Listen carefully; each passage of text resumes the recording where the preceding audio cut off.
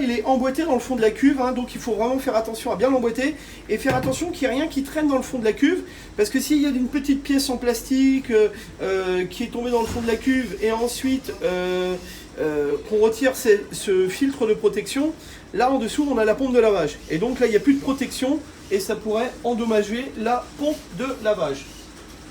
Donc bien faire attention quand on retire cette pièce là qu'il n'y ait rien qui traîne dans le fond de la cuve. Donc là pour que ça aille plus vite, hein, pour la formation, c'est vrai la cuve est pleine mais normalement elle sera vide le matin. Voilà. Allez, hop. Lui on va le remboîter dedans. Voilà. Allez. Voilà. Tac. Ça y est. Et lui normalement vous voyez, tac, il est enclippé dans le fond de la cuve. Alors comme je disais, les bras, il faut bien vérifier que les trous ne soient pas bouchés. Hein, ça se nettoie sous l'eau et on fait bien attention que ce ne soit pas bouché. Ce bras-là, comment on le remet? Tout simplement, on le remet sur son axe central et on l'enclipte. Et celui-ci, comme j'ai expliqué, on appuie sur les deux boutons bleus et ça se met en position. Toc. Vous voyez, tout simplement. Alors, on repasse à la passoire filtre. La passoire filtre, bien sûr, je la nettoie à la douchette, hein, comme ça. Et ici, pareil. Hein, vous voyez, il faut absolument qu'on puisse voir la lumière au travers de la grille. Vous voyez, on se met face à un néon et on vérifie que tous les trous soient bien propres. Hein, pour attaquer la journée avec une machine propre. Je remets mon filtre en position. Toc. Mon petit panier de récupération de déchets, je le mets, on va dire, à midi. Et je le tourne d'un quart pour le mettre à 3 heures. Voilà.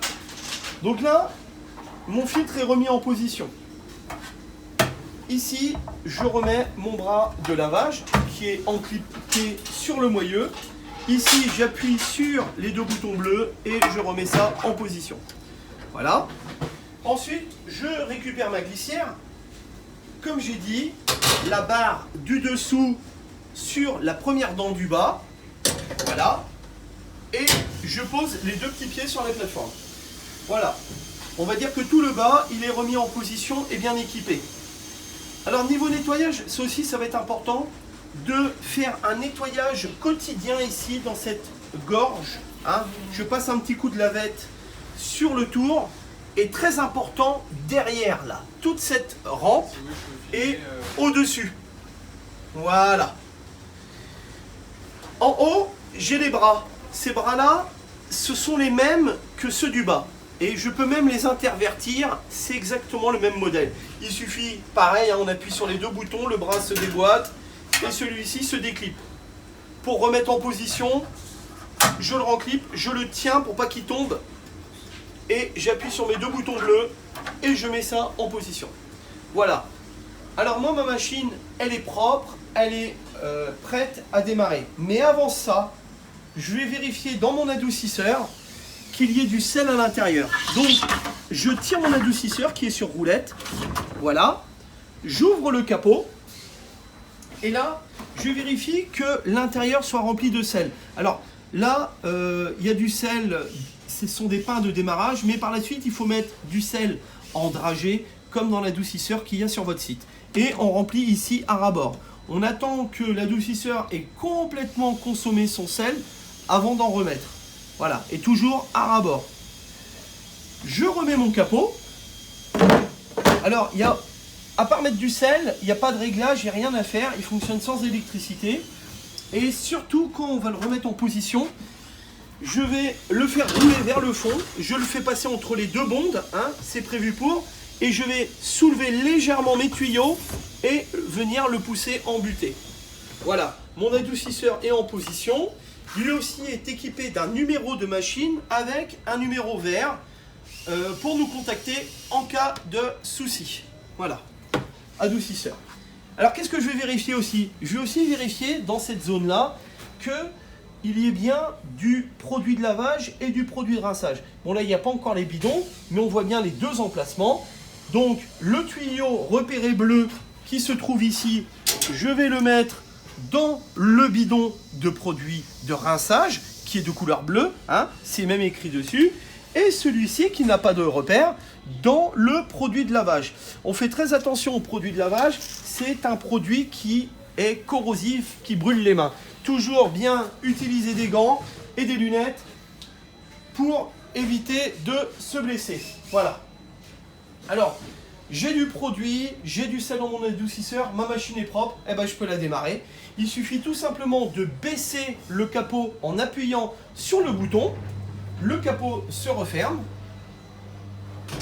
comme cela, et je vais appuyer une pression sur ce bouton.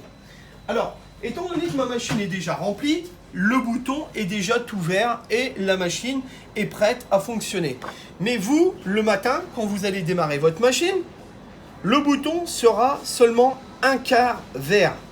Ça veut dire que la machine n'a pas fini de remplir sa cuve et donc qu'elle est en remplissage. Une fois que la cuve est remplie, comme en ce moment même, le bouton est tout vert. Ça veut dire que je vais pouvoir utiliser ma machine. Il suffit tout simplement d'ouvrir le capot en appuyant sur le bouton. Je fais coulisser un casier avec ma vaisselle sale, je le centre bien, et là, je descends mon bouton. Je descends mon capot à l'aide du bouton. Et là, la machine va démarrer automatiquement. Alors, le bouton passe au bleu, ça veut dire que je suis en mode lavage. Alors, au fur et à mesure, le bouton va redevenir vert. Une fois qu'il est totalement vert, comme ici sur le schéma, ça veut dire que le cycle va bientôt se terminer et que le capot va se relever tout seul. Alors on fait bien attention hein, à ne pas se cogner sur cette poignée quand elle va remonter automatiquement. Donc regardez, là le cycle il est en train de s'effectuer. On passe du bleu au vert. Quand on sera totalement vert, ça voudra dire que notre cycle sera terminé. Donc, on va faire une pause là.